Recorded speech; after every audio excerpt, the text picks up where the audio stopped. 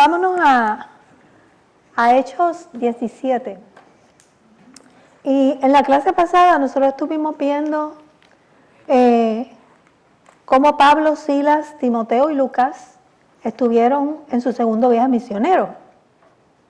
Y vimos que el Espíritu no los dejó entrar en Asia ni en Bitinia. Y luego él recibió una visión que decía, pasa a Macedonia. ¿Recuerdan? Y hablamos, yo me gocé muchísimo con esa clase. Y entonces ellos fueron de Macedonia. En Macedonia fueron a la ciudad de Filipos, que es una ciudad dentro de Macedonia, una colonia romana. Y allí sucedieron 3 eventos, ¿se acuerdan? El primero fue Lidia. El encuentro con Lidia, la señora que vendía púrpura, ¿recuerdan? Y de ahí, él se encontró hablando, ¿verdad? Estaban en la hora de la oración, en el momento de la oración cerca del mar, y vino una muchacha con un espíritu de adivinación, y él la mandó acá, le hizo el exorcismo, y a consecuencia de eso, entonces se formó el alboroto, lo metieron preso con Silas, y allí estuvieron en la cárcel, que era el propósito divino, que ellos fueran a la cárcel, ¿verdad? El Señor nos manda a todos sitios, a los buenos y a los menos buenos. Y tenemos que ir, porque tenemos que tener esa mentalidad. Y allí Dios se glorifica, ¿verdad? Y vemos de las diferentes maneras en que Dios se glorifica a pesar de las malas experiencias. A pesar de las malas experiencias, de eso hablábamos el domingo, que nos mantenemos... si nos quedamos, ¿verdad?, en el lugar que Dios nos ha puesto, Dios se glorifica en medio de cualquier experiencia que nosotros tengamos si lo ponemos a Él en primer lugar. Así es que ese es el tipo de mentalidad que nosotros tenemos que tener, mentalidad de siervos, porque somos embajadores de Cristo. No decimos eso, somos embajadores de Cristo, y donde quiera que el Señor nos mande, nosotros tenemos que ir con esa mentalidad de que vamos en el nombre de Jesús. Y si el Señor nos lleva a un momento en que tenemos que evangelizar a alguien, tenemos que abrir nuestra boca y evangelizar, ¿cierto? Yo le contaba hace mucho tiempo, cuando Luis murió, yo fui a cambiar mis espejuelos y yo estoy hablando con esta chica que me está haciendo la orden y el Señor ahí mismo me dice, háblale de mí, y yo me quedé, ¿ok? Porque yo no conozco a la chica y yo me quedé como frisada, pero ahí mismo le dije al Señor, pues si tú quieres que yo le hable, dame la entrada, porque no quiero cambiar mi conversación, háblame, dame la entrada. Y ahí mismo, pero ahí mismo, la muchacha me empieza a contar, sin ningún sentido, porque eso salió de la nada, de la iglesia donde la hija iba. Y empezó a contarme la experiencia de la iglesia de la hija. Y yo empecé entonces y le dije, ¿y tú vas con ella a la iglesia? ¿Y tú conoces a Jesucristo? Y ella estaba interesada en la conversación, pero yo estaba como que no lo podía creer, porque le estoy diciendo al Señor, dame la entrada para que yo pueda entrar en una conversación con ella, y ahí mismo, pero de la boca de esa muchacha salió... Tan pronto terminó mi pensamiento, esa muchacha habló. Y yo digo, la verdad que el Señor es increíble, ¿verdad? Y esas son las cosas para las cuales nosotros tenemos que estar preparados para testificar del Señor en cualquier momento. Bien, ese es el tipo de mentalidad. Entonces tenemos que discernir, ¿verdad? Y entender lo que el Espíritu Santo nos está hablando, y tenemos que aprender. Yo creo que, y no estoy hablando del tema de esta noche, pero yo quería dar una introducción de todo esto, porque yo creo que la lección de la vez pasada fue bien importante para que nosotros podamos entender de lo que hablamos el domingo. Fue como una continuidad de lo que hablamos el martes, continuó el domingo. Dios nos lleva por caminos que nosotros no conocemos a veces. Y ya sea que te ponga en un callejón sin salida, o que tú estés, pasando por tal vez una encerrona, yo no sé cuál es la experiencia que Dios te va a dar. Lo importante es que nosotros hagamos lo que hizo Pablo y Silas, glorifiquemos al Señor en medio de la tormenta, en medio de la adversidad, porque Dios tiene un propósito. Lo que pasa es que nosotros no lo sabemos y nosotros nos cuestionamos. Y nosotros tenemos que, si en medio de esa guerra espiritual que nosotros tenemos, porque es una guerra espiritual, podemos cantar y alabar, nosotros vamos a discernir la voz de Dios, la vamos a discernir y eso nos va a llevar al final. Porque a veces lo que pasa es que nos sentimos solos porque estamos tristes, estamos atribulados, el Espíritu Santo se contrista, pues no vamos a sentir la guianza divina. Pero si nosotros asumimos la actitud diferente, darle gracias a Dios y entender que el Señor está en medio nuestro, vamos a comenzar a sentir esos ríos de agua de vida. Y nosotros, aunque estemos atribulados, no estamos angustiados. Y entonces la palabra se va a hacer una realidad en nosotros. Nosotros tenemos que cambiar, lo que quiero decir en esta noche es nuestra mentalidad. Y eso yo me lo tengo que aplicar también, ¿verdad?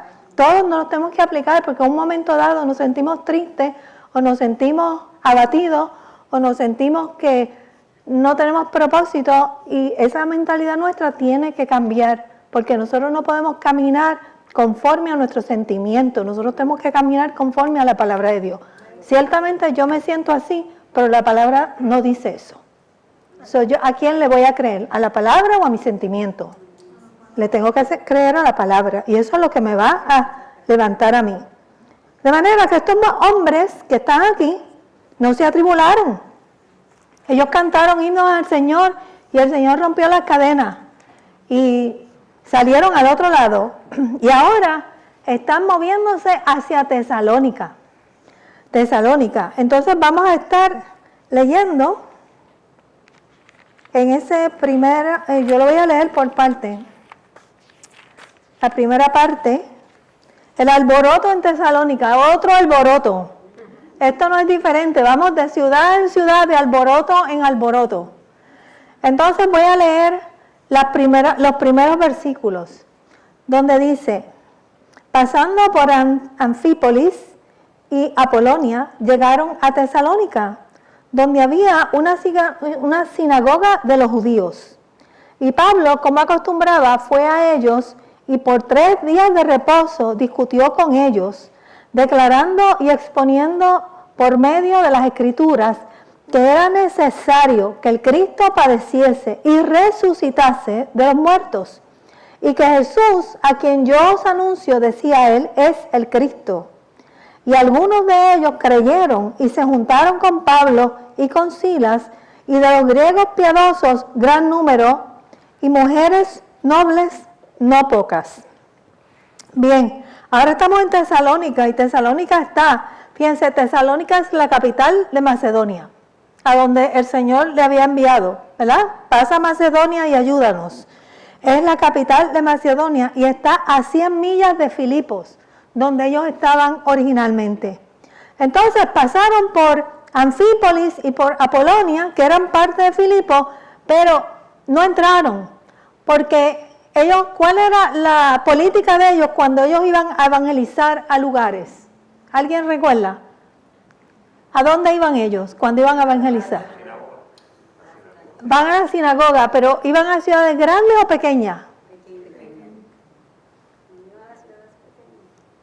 Iban a las ciudades grandes porque en las pequeñas había gente, ¿se recuerdan? Que no tenían mucho entendimiento y los trataban como dioses o como personas que no tenían, que traían doctrinas diferentes y los perseguían. Y ellos decidieron evangelizar en las ciudades grandes y una vez estuviera evangelizada la ciudad grande, ellos esperaban que esa gente evangelizara a su propia gente. ¿Recuerdan? Ok. Ese es el caso de Anfípolis y Apolonia. Eran ciudades pequeñas o áreas, ¿verdad? Y ellos esperaban que la gente de Filipo llevara el mensaje. Por eso ellos no entraron. Entonces llegan a Tesalónica y allí había una sinagoga de judíos. Primera parada. Primera parada. Como siempre, ¿verdad? Esto es un patrón. Entonces, como Pablo acostumbraba, fue a ellos por 3 días de reposo consecutivos. 3 días. Y allí, ¿qué les ponía él? El Antiguo Testamento, porque era lo que tenía. Eran judíos y tenía que convencerlos y llevarlos a Isaías para que vieran las profecías sobre el Mesías y que vieran que el Mesías tenía que morir, tenía que resucitar y que vieran lo que estaba escrito y confrontar a la gente con lo que estaba escrito y lo que había ocurrido para que la gente creyera por la palabra, porque él no tenía nada más, por la palabra.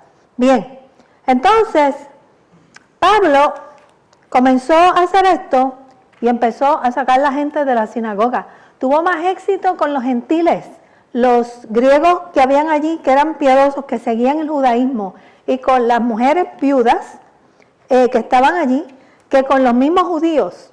Pero dice que se juntaron con Pablo y con Silas, y de los griegos piadosos, gran número, era un gran número los que ellos sacaron, y mujeres nobles, no pocas. Cuando usted viene a ver, Pablo le vació la iglesia, a la sinagoga, a los judíos. Eso a nadie le gusta, ¿verdad? Le vació la iglesia como si nosotros fuéramos a otro sitio a predicar y nos lleváramos la gente. En la ciudad, pues entonces se formó un tumulto porque los judíos, celosos de que le llevaron la gente, comenzaron a hacer propaganda en contra de ellos. Y esta ciudad era predominantemente griega, estaba controlada por Roma y comenzaron a hacer propaganda en contra de Pablo. Y vamos a ver qué pasó en el versículo 5. Entonces dice, entonces los judíos que no creían, teniendo celos, tomando consigo algunos ociosos, fíjense lo que es la gente, ¿verdad? Hombres malos, y juntando una turba, alborotaron la ciudad y asaltaron la casa de Jasón. Ahora aparece Jasón, que no ha aparecido en todo el libro de los Hechos. Nosotros no sabemos quién es Jasón. Yo tuve que buscar quién era Jasón. Aparece Jasón, asaltaron la casa de Jasón y procuraban sacarlos del pueblo. Lo mismo que habían hecho en todas las demás ciudades. Pero dice que no hallándolos, trajeron a Jasón y algunos hermanos ante las autoridades de la ciudad gritando, estos que trastornan al mundo entero también han venido acá. Fíjense que le dice, también han venido acá. O sea que ellos sabían que también habían ido ¿a dónde? Allá. Habían ido allá y ahora están acá. Ellos habían oído de lo que estaba ocurriendo. Entonces, a los cuales Jasón ha recibido, y todos estos contravienen los decretos de César, diciendo que hay otro rey, Jesús. Y alborotaron al pueblo y a las autoridades de la ciudad oyendo estas cosas. Pero obtenida fianza de Jasón y de los demás, lo soltaron. Jasón es el hombre que hospedó a Pablo y a los que estaban con Pablo en esta ciudad.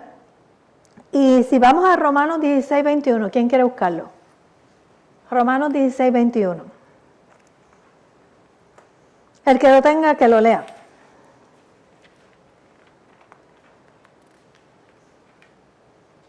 16, 21. Ajá. Os saludan Timoteo, ¿esa es?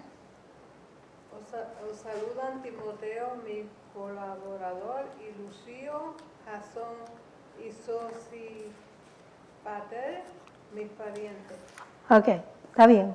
Jasón era un pariente de Pablo y lo había recibido en este lugar. Lucio y Jasón, mis parientes, son parientes de Pablo. Una de las cartas de Pablo en Romanos hay un saludo que habla de Jasón, dice que es el pariente de Pablo. Y como no encontraron a Pablo y a sus colaboradores, entonces los llevaron a las autoridades e hicieron las mismas acusaciones que le hicieron a Jesús. ¿Cuáles fueron? Estos están disturbando la paz, hay un nuevo rey, el rey no es igual a César, Así es que es un hombre diferente y están aclamando a una nueva persona como rey. Las mismas acusaciones que le hicieron a Jesús. Así es que vamos entonces a ver qué ocurrió. Vamos al versículo 10. Vamos. Dice, e inmediatamente los hermanos enviaron de noche a Pablo y a Silas hasta Berea. En esta ocasión, ellos no esperaron ¿a qué? A que los metieran a la cárcel o a que les dieran latigazos, ni ellos sufrieran nada, sino que los enviaron inmediatamente a Berea. Y ellos, habiendo llegado, entraron en la sinagoga, ¿de dónde? Los judíos, ya sabemos eso. Y estos eran más nobles que los que estaban en Tesalónica, pues recibieron la palabra con toda solicitud. Y fíjense lo que hicieron, escudriñando cada día las escrituras para ver si estas cosas eran así. Ellos se dieron al estudio de la escritura. Así que creyeron muchos de ellos y mujeres griegas de distinción y no pocos hombres. Tuvieron una buena cosecha ahí también. Entonces dice, cuando los judíos de Tesalónica supieron que también en Berea era anunciada la palabra de Dios por Pablo, fueron allá y también alborotaron a las multitudes. O sea, que ellos no se cansaron con lo que habían hecho en su sitio, en su lugar, sino que ahora vinieron aquí a alborotar a las multitudes, porque lo que ellos no quieren es que Pablo siga evangelizando y sacando gente de la sinagoga. Pero inmediatamente los hermanos enviaron a Pablo hacia el mar. ¿Se fijan ahora el patrón? Ahora no dejan alcanzar a Pablo. Lo envían hacia el mar. Y Silas y Timoteo, ¿qué hacen? Se quedan allí. Y los que se habían encargado de conducir a Pablo, le llevaron a Atenas. Y habiendo recibido orden para Silas y Timoteo de que viniesen a él lo más pronto que pudiesen, y salieron. Bien, la turba se agitó porque no encontró a Pablo, ni encontró a Silas, y sacaron a Pablo y a Silas y lo enviaron a Berea. Y Pablo ve esta salida como una oposición del enemigo. Sí, nosotros tenemos que entender que lo que él se está escribiendo aquí es una historia y que luego en las cartas de Tesalonicenses y de Romanos, por eso yo les voy diciendo, búsquenlo aquí o búsquenlo allá, lo vamos a ver porque ellos usan estas experiencias para hablar en sus cartas. Si vamos a 1 de Tesalonicenses 2:18, vamos a ver qué dice sobre cómo él ve esta experiencia que él acaba de enfrentar en Berea. 1 de Tesalonicenses 2:18. Ajá. Por lo cual quisimos ir a vosotros, yo Pablo ciertamente una y otra vez, pero Satanás nos estorbó. ¿Dice a dónde quisieron ir? Quisieron ir ¿Dice el lugar? Quisiera ir a vosotros. Ok. Él ve esto como que, él dice, Satanás nos estorbó. Quisieron regresar, quisieron volver, pero Satanás los estorbó. Nosotros a veces tenemos que discernir quién nos está estorbando el camino. Porque a veces dice, ¿y el espíritu qué? No le abrió puerta. Pero aquí dice, Satanás nos estorbó. ¿Cuándo nosotros sabemos que es Satanás y cuándo sabemos que es Dios?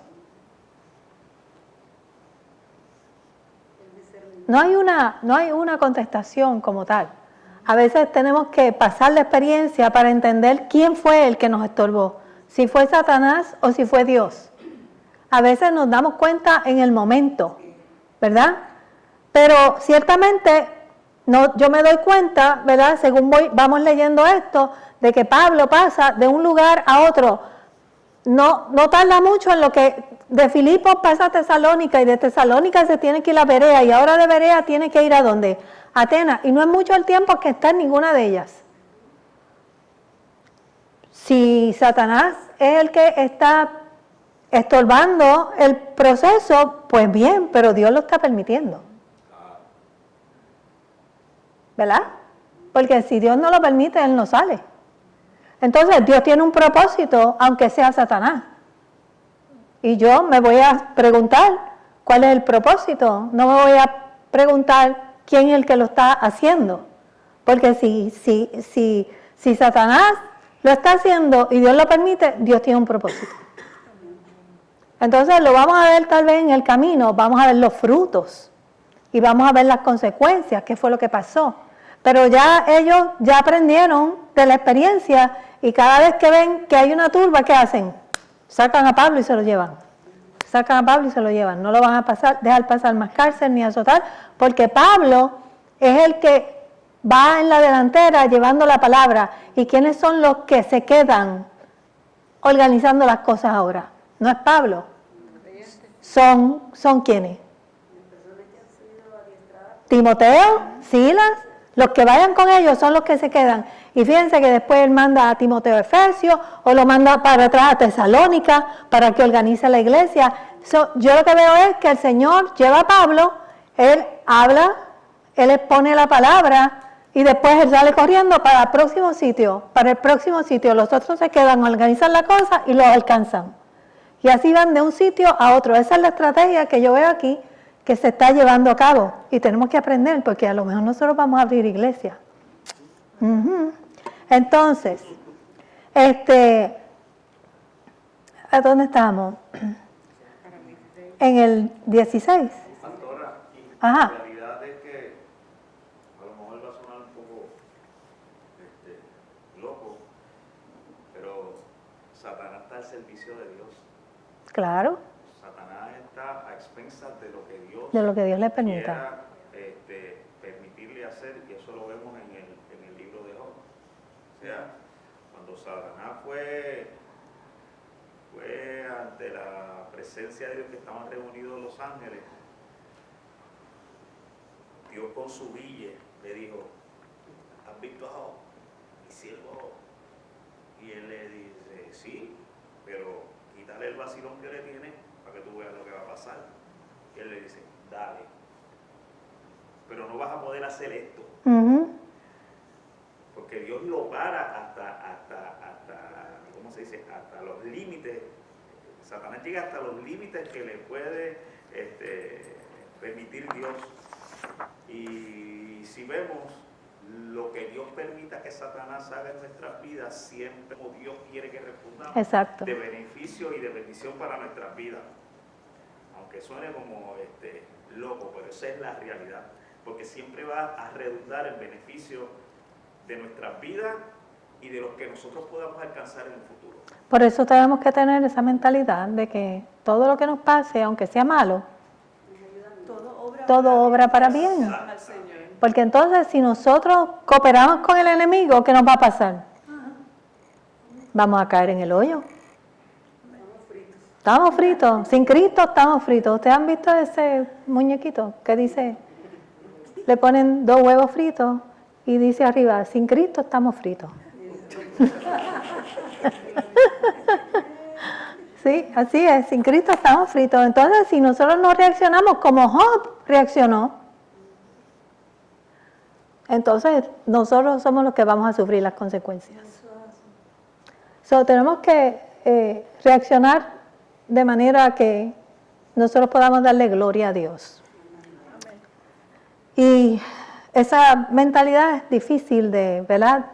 En la experiencia uno trata de mantenerse ahí, pero somos humanos y a veces caemos, ¿verdad? Lo que pasa es que no es lógica. No es lógica. No es lógica y nuestra mente tiene que transportarse, tenemos que transportarse a esa dimensión para poder asimilar y tenemos que alimentar nuestra fe, porque la fe no es lógica, la fe no es sentimiento, la fe no es que se me paran los pelos, la fe es una decisión que uno toma, o tú decides creer o decides no creer. Y si decides creer, aunque no veas, va a llegar el momento en que vas a ver, y es lo difícil de poderlo absorber. El mar Rojo se abre para ti cuando tú crees, aunque no veas. Pero se va a quedar cerrado si no tenemos ese tipo de mentalidad. Bien, pues fíjense todo lo que hizo Pablo allí. Hizo que escudriñaran la Escritura. Ese es el arma más poderosa que nosotros tenemos. Amén. La Escritura. Y la manera, lo diferente del Dios que Pablo, lo que tenía diferente, el Dios que Pablo anunciaba, era que este Dios había resucitado. Eso hacía la diferencia, y va a ser una diferencia ahora cuando veamos lo que pasó en Atenas. Porque los dioses de ellos son dioses de barro, de yeso. Pero este Dios es un Dios de carne y hueso que vino a la tierra aquí y estuvo con nosotros y murió y resucitó. Cosa que mucha gente no cree, pero así está en la Escritura. Entonces, el problema que tenían los judíos era que no estaban convencidos de que Jesús fuera el Mesías por el problema de que había sido crucificado. Y la crucifixión en el Antiguo Testamento, si usted lo busca, para los judíos es maldición. Tú te cuelgas en el madero y tú estás maldito. Entonces, si tú estás maldito, este no puede ser el Mesías. No puede ser el Mesías. Por eso habían judíos que no estaban convencidos. Él tenía más éxito con los gentiles, porque los gentiles no tenían ese problema, pero los judíos no. Para los judíos eso no era posible. Así es que Pablo no podía claudicar, y él, ¿sabe por qué no podía claudicar? Porque está luchando con judíos que hacían lo mismo que él hacía. Él tiene que entender qué es lo que le pasa a esta gente, y a él lo único que convenció a Pablo de que él estaba luchando contra Jesús fue que el mismo Dios que lo tumbó del caballo. Amén. El mismo Dios, porque ninguno de los otros apóstoles que habían allí, es más, él presenció la muerte de Esteban. Nadie lo pudo convencer a él pensaba que estaba en la verdad. Yo me imagino que si él le presentaba la Escritura y ellos no creían, él los dejaba ahí y seguía, porque había más gente a quien predicarle la palabra. Él no podía quedarse predicándole a personas que iban a negar la verdad, porque tú le pones la verdad de frente y no la creen, pues estamos perdiendo el tiempo. Tú tienes que dejar que sea el Espíritu de Dios que obre en ellos. Ora por ellos y sigue caminando, ¿verdad? No todos los casos son así, pero él conocía la mentalidad judía porque él había sido judío. De ahí él había sido fariseo, no judío, él sigue siendo judío. De ahí vino él, de ahí venía él. Así es que, si luego ustedes quieren ir, ustedes van a ver que Timoteo fue enviado luego a Tesalónica, pero ahora Silas y Timoteo van a alcanzar a Pablo en Atenas, donde se encuentra. Inicialmente llegó solo y ahora van a alcanzar a Pablo en Atenas. Y en Primera de Tesalonicenses 3, del 1 al 6, ustedes van a ver que Timoteo fue enviado a trabajar con ellos.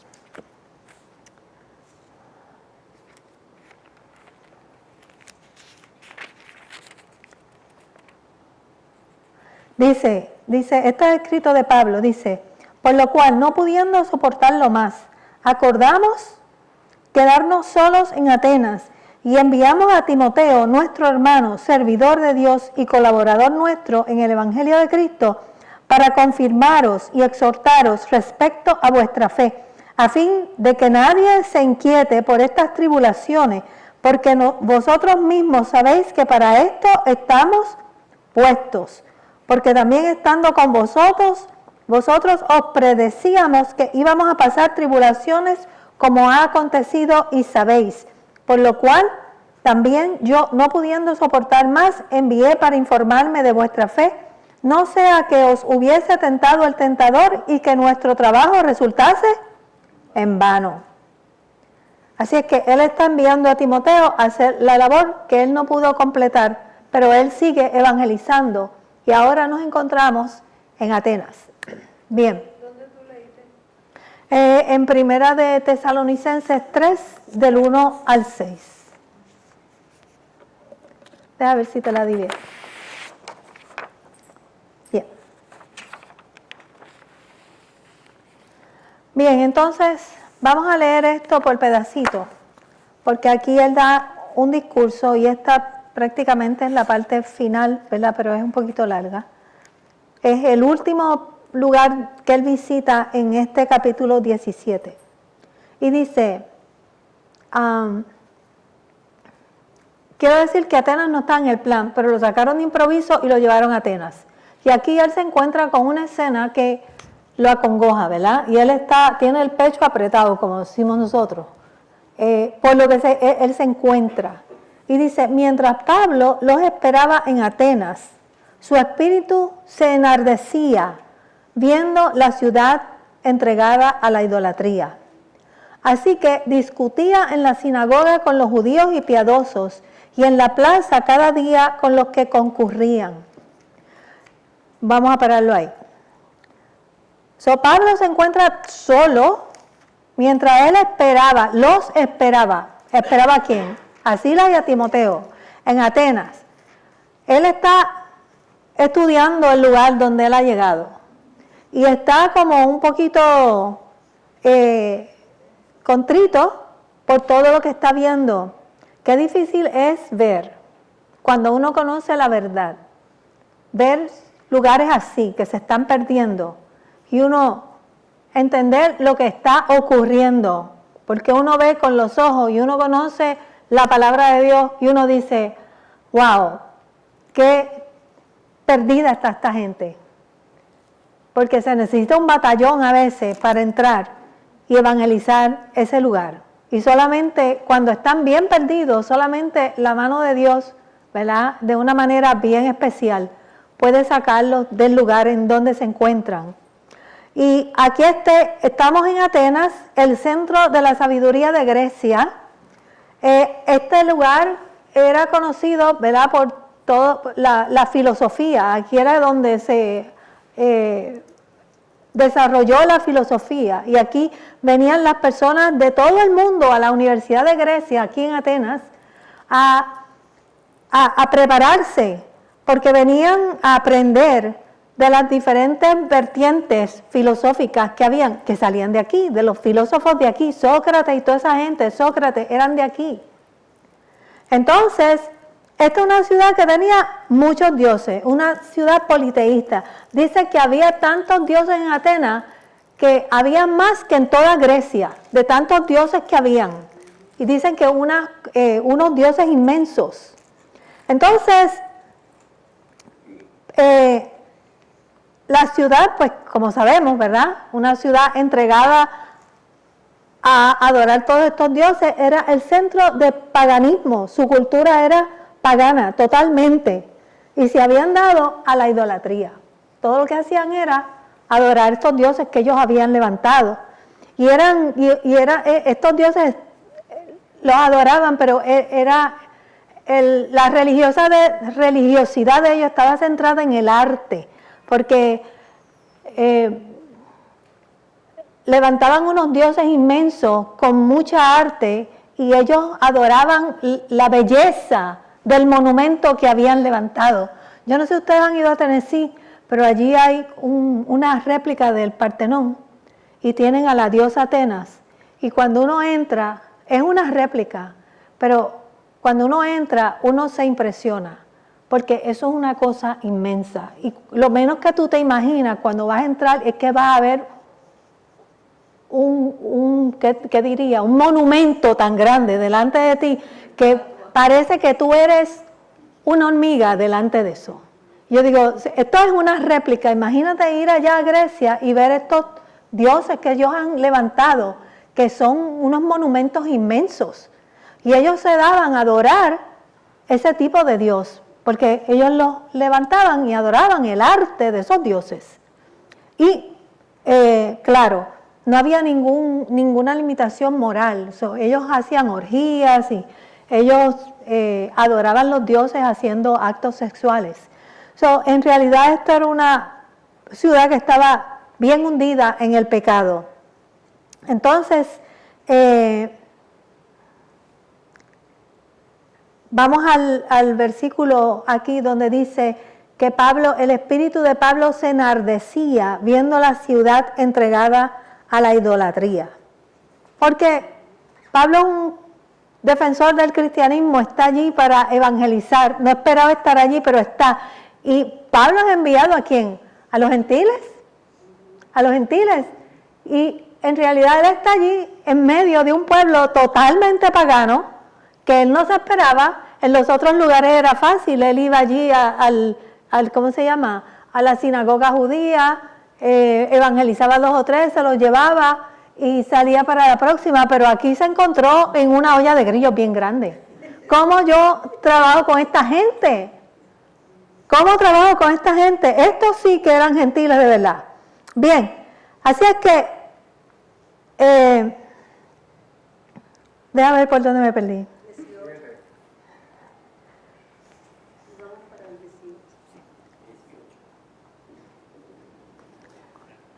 Ok, entonces dice, y algunos filósofos, los epicúreos y de los estoicos disputaban con él. Vamos a decir, y unos decían, ¿qué querrá decir este palabrero? Para ellos era un palabrero, para Pablo era un palabrero lo que ellos tenían con toda aquella filosofía, pero para ellos lo que Pablo tenía era un palabrero. Y otros, parece que es predicador de nuevos dioses, porque les predicaba el evangelio de Jesús, ¿y de qué? Resurrección. Punto clave aquí, punto clave. Y tomándole, le trajeron al Areópago, diciendo, ¿podremos saber qué es esta nueva enseñanza de que hablas? Pues traes a nosotros a nuestros oídos cosas extrañas. Queremos pues saber qué quiere decir esto. Entonces dice entre paréntesis, porque todos los atenienses y los extranjeros residentes allí, en ninguna otra cosa se interesaban sino en decir o en oír algo nuevo. Bien, entonces dice que Pablo iba a las plazas cada día con los que concurrían. Iba a la sinagoga y después se iba a la plaza. En la plaza, ¿qué ocurría en la plaza en Grecia? Cuando yo estaba haciendo mi doctorado, yo tenía una maestra que era de Grecia. Y ella cuenta, porque todavía esto ocurre, esta es la tradición de ellos. Ellos se van a las plazas y se sientan allí a filosofar.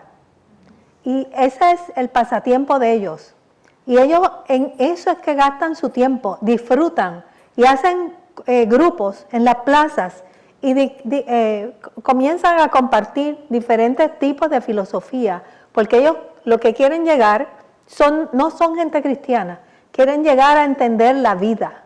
Y ellos filosofan acerca de la vida. Y de eso es que nos está hablando aquí.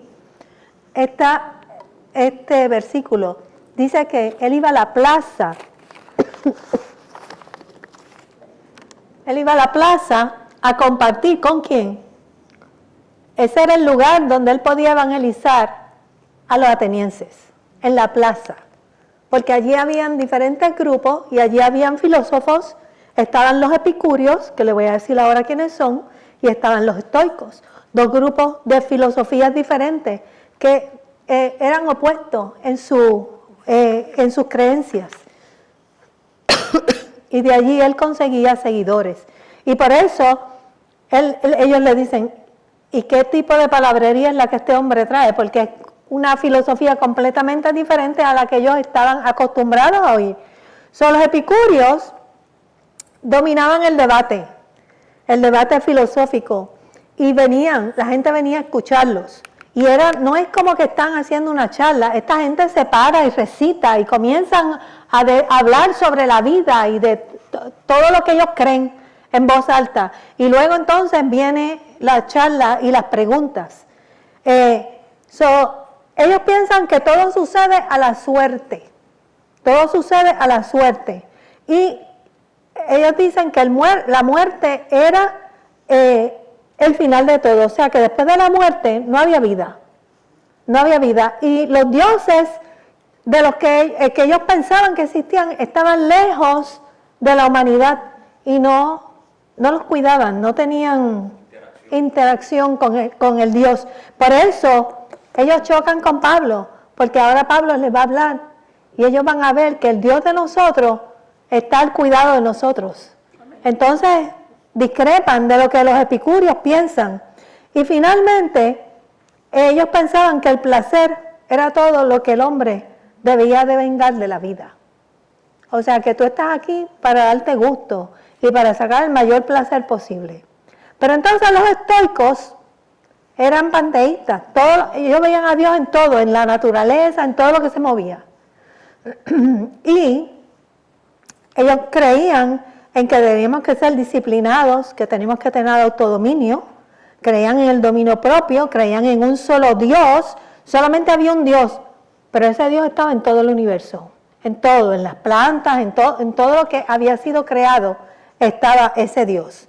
Y todo lo que sucedía era voluntad de Dios. Los estoicos y los epicúreos eran dos filosofías completamente diferentes. Y ahí es donde se encuentra Pablo trayendo el Evangelio y sencillamente ellos no lo entendieron y lo llevan entonces al Areópago, y el Areópago era una corte que había en la cima de la montaña. Es un edificio inmenso que tiene unas columnas inmensas y allí se llevaba la discusión. Él no estaba en trial, ¿cómo se llama? No lo están juzgando. En juicio, gracias. No lo están juzgando, no está en juicio. Es una corte de 30 personas y ellos sencillamente querían escuchar cuál era la filosofía, porque eso era lo que ellos hacían, escuchar las nuevas filosofías. La filosofía nueva que Pablo estaba trayendo. Entonces, aquí se encuentra Pablo y es que la oportunidad de su vida para traerle el Evangelio a los atenienses, a los griegos esto. Y es una oportunidad que Dios le está abriendo. Y es un hombre preparado enteramente para el debate, pero los griegos con su filosofía humana se piensan que ellos son que allí va la gente de todo el mundo a buscar filosofía de ellos. Ellos se creen sumamente superiores. Y ahora es que vamos a ver el discurso que Pablo le da a los atenienses en este lugar. Entonces dice, estoy en el versículo 22. Entonces Pablo, puesto en pie en medio del Areópago, dijo: varones atenienses, en todo observo que soy muy religiosos. Fíjense qué manera sutil de entrar. Y vamos a evaluar cómo él se dirige a la gente, a esta gente, porque esta es la manera en que nosotros debemos de pensar cómo evangelizar. Él vio montones de dioses y él pudo haber venido y decirle: ustedes todos son un chorro pagano, idólatras, y ustedes todos van para el infierno. ¿Se lo pudo haber dicho o no se lo pudo haber dicho? Pero fíjense lo que le dice. Veo que ustedes son muy religiosos, como yo, porque él era religioso también. Se está tratando de identificar, está tratando de ganar, ¿verdad?, la atención de su público, porque él necesita evangelizarlos. Ok, ¿estaba? El 23.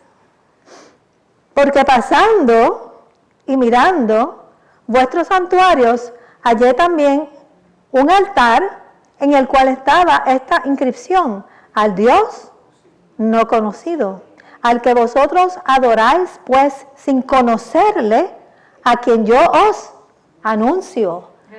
Entre todos los dioses que ustedes tienen, hay uno que es el Dios no conocido. Ustedes no lo conocen, pero yo se lo vengo a presentar. Yo se lo anuncio porque ese es el Dios mío, el que ustedes no conocen. ¿No es eso magistral lo que él está haciendo? ¿Cómo es que nosotros tenemos que introducirnos cuando nosotros estamos tratando de evangelizar a una persona? O tal vez le tenemos que hablar de Cristo y no sabemos cómo lo debemos hacer. ¿Cuál es la estrategia que Pablo está tratando de utilizar aquí? Está hablando de según al nivel de ellos, para quitarse a entender por ellos. Le está hablando al nivel de ellos. ¿Y qué queremos decir cuando hablamos del nivel de ellos? Porque tiene que entrar con su propia filosofía y llevar aquí. Él usó la propia filosofía de los atenienses para llevarlos a Cristo. Nosotros tenemos que enfocarnos en la persona. ¿Cuál es la experiencia de la persona? No enfocarnos en lo que nosotros queremos, a donde nosotros queremos llevarlo. Nosotros tenemos que tratar de hacer un puente entre nosotros y ellos. Entonces, para yo hacer un puente entre nosotros y ellos, yo tengo que escucharlo, yo tengo que verlo, yo tengo que estudiarlo. Y a veces no tenemos mucho tiempo para eso. Pero tenemos que confiar que el Señor nos va a ayudar a abrir ese puente, que fue lo que yo le pedí al Señor cuando la muchacha me estaba hablando. Y yo le dije, hazme el puente, introdúceme, dame el link y yo entro por ahí. Y el Señor me lo dio y entré, porque tengo que enfocarme en la persona.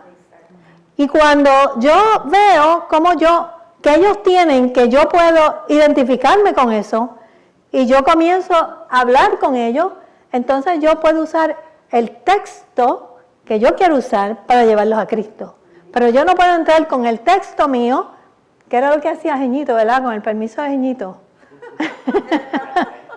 Los mandaba a todos para el infierno antes de empezar. Y entonces mucha gente sencillamente no le ponía atención, porque el hombre siempre estaba mandando a la gente para el infierno, ¿verdad?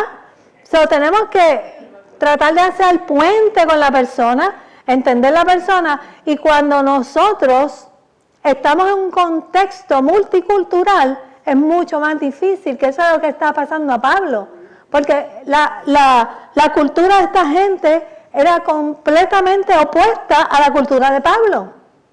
Entonces, ¿cuán mal nos sentimos nosotros cuando nosotros llegamos a Estados Unidos y los americanos no saben tratarnos porque no entienden nuestra cultura? Y nosotros nos sentimos mal. Una vez yo estaba en Tennessee y tuve que llevar a Nicole al doctor porque tenía un problema en la piel. Y cuando la llevé, el médico me preguntó que cuántas tribus indias habían en Puerto Rico. Porque lo que ella tenía, tribus indias. Porque lo que ella tenía le daba a los indígenas.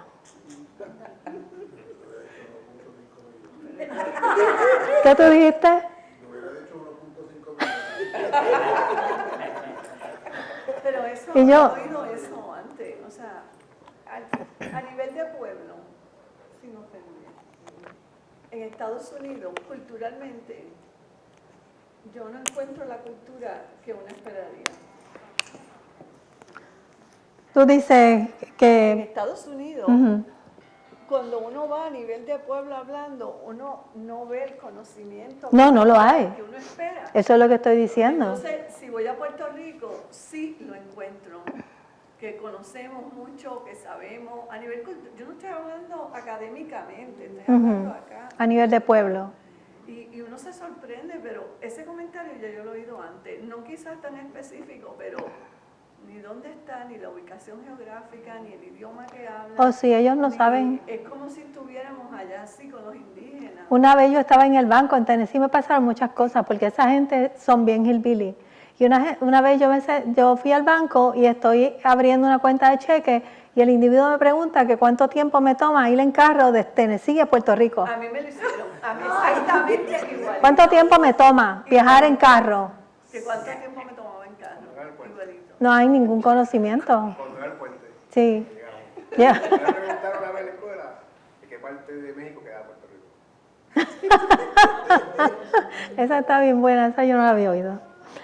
Pues, entonces, sí. Que tenemos que entender que, o sea, cuando nosotros estamos en Puerto Rico, la imagen que tenemos de Estados Unidos overall es que los americanos están por encima de nosotros.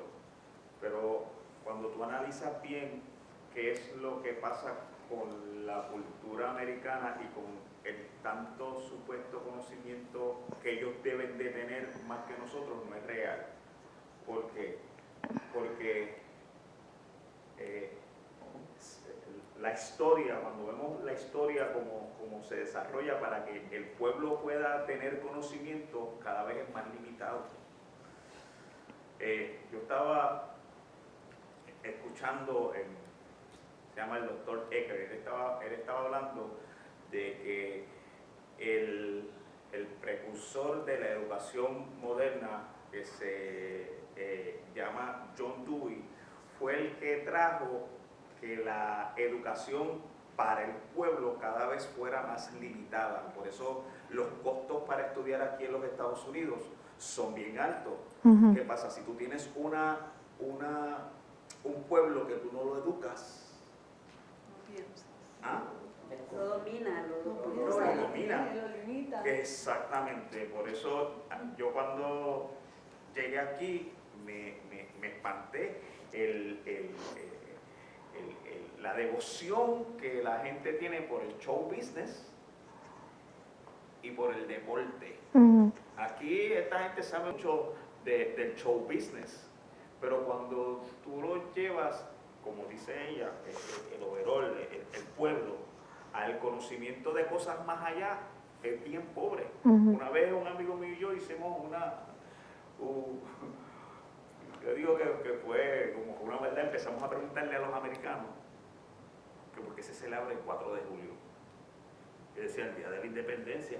Sí, pero ¿el Día de la Independencia de qué?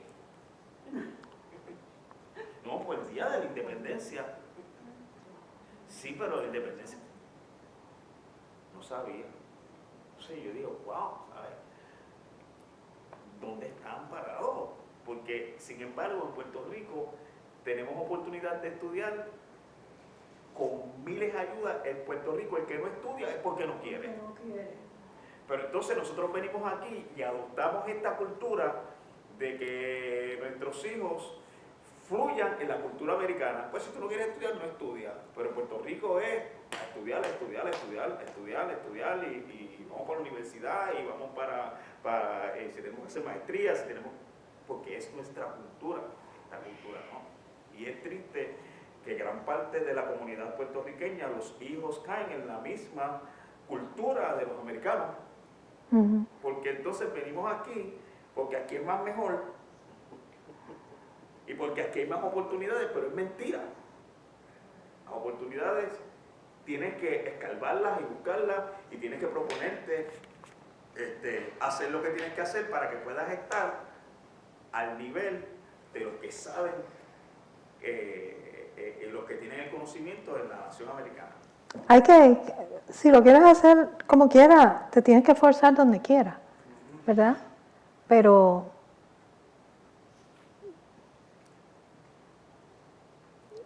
yo lo que estoy tratando de decir es que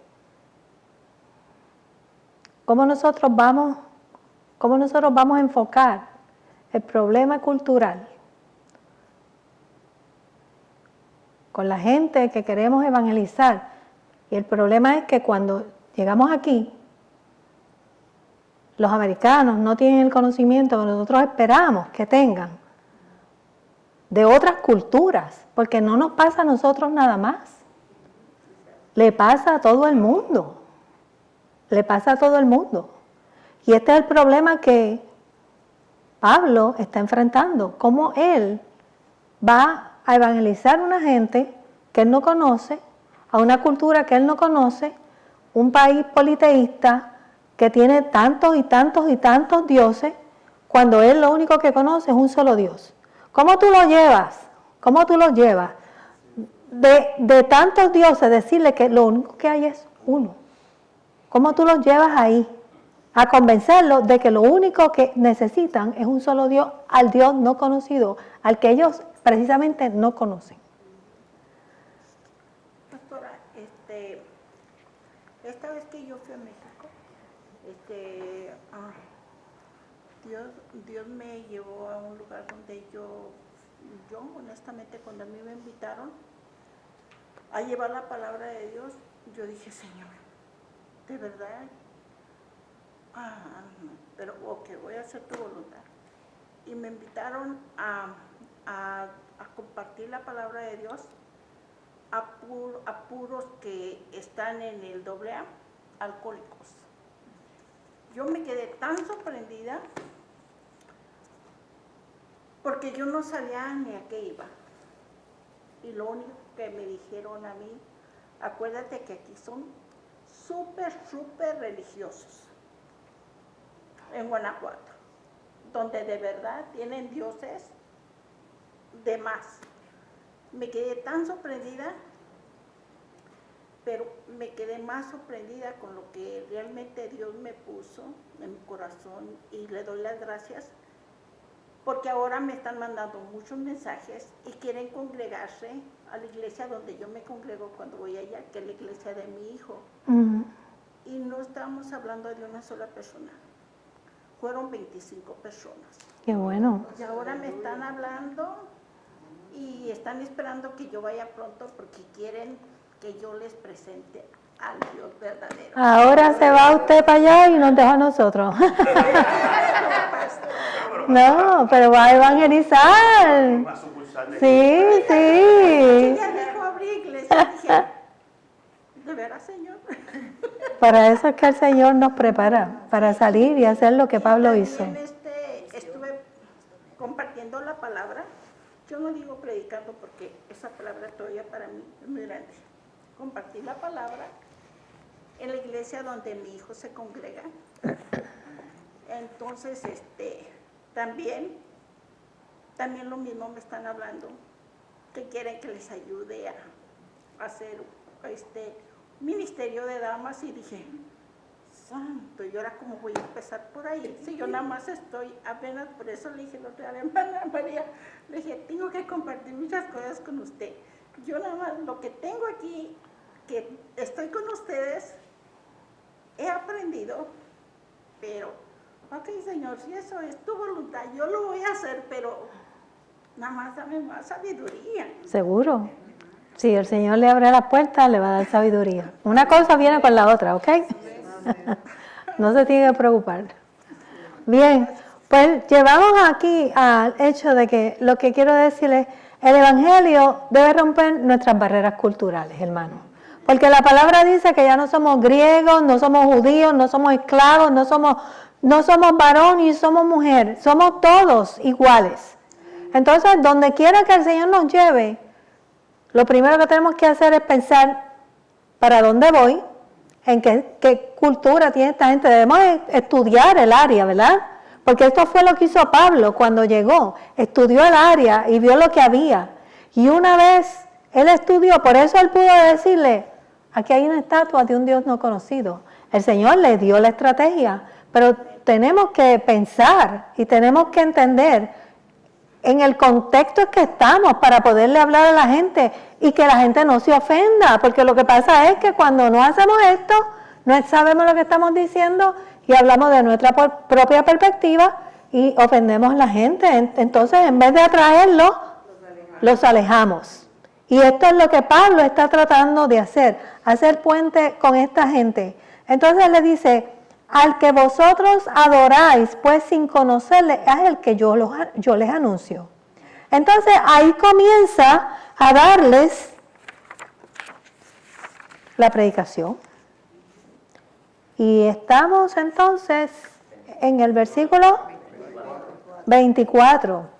Entonces comenzamos diciendo, el Dios que hizo el mundo y todas las cosas que en él hay, ahora comienza describiéndole al Dios que ellos no conocen, siendo Señor del cielo y de la tierra, no habita en templos hechos por manos humanas. Esto es Génesis. Les está hablando de quién es Dios. Entonces luego le dice, ni es honrado por manos de hombres como si necesitase algo, pues el quien es, da a todos vida y aliento a todas las cosas. Y de una sangre ha hecho todo el linaje de los hombres para que habiten sobre toda la faz de la tierra y les ha, hasta ahí. Eso es, le está describiendo al Dios proveedor. Él es el que nos da. Él es el que nos da. Entonces, ahora le dice, y les ha prefijado el orden de los tiempos y los límites de su habitación, para que busquen a Dios si de alguna manera palpando pueden hallarle, aunque ciertamente ¿qué? No está lejos, pero el Dios de ellos estaba bien lejos y no se ocupaba de la gente. Pero este Dios que yo les estoy hablando está cerca de nosotros y cada uno de nosotros.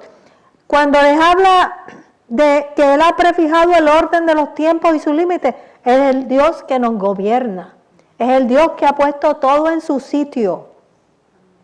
Entonces dice, ahora comienza a hablarles sobre la relación de nosotros con Dios, porque le dice, porque en Él vivimos y nos movemos, y somos como algunos de vuestros propios poetas. Ahora está haciendo un puente, ¿con quién? Con los atenienses. Somos como ustedes, mira, ustedes tienen poetas que son así.